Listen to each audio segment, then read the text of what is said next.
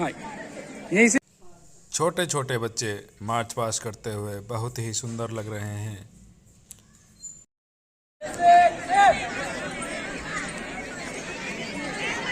शाबाश। निवेदन है कि अपना स्थान ग्रहण करें चलो वापस जगह पे। और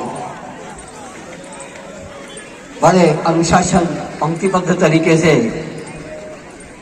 मार्च पास्ट परेड का कार्यक्रम समापन की ओर और इसके बाद व्यायाम प्रदर्शन जिसे हम पीटी के नाम से जाना जाता है, ये व्यायाम प्रदर्शन के लिए बालिकाएं तैयार हैं।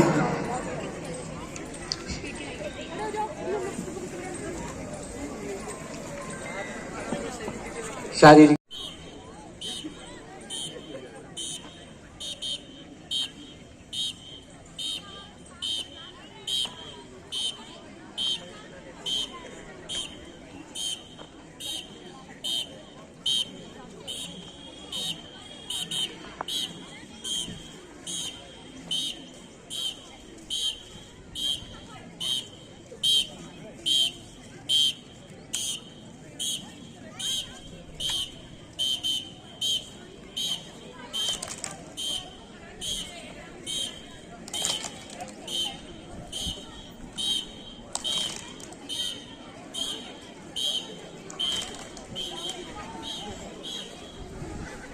सभी बच्चे जोरदार तालियां बजाएं इनके लिए, जोरदार तालियां।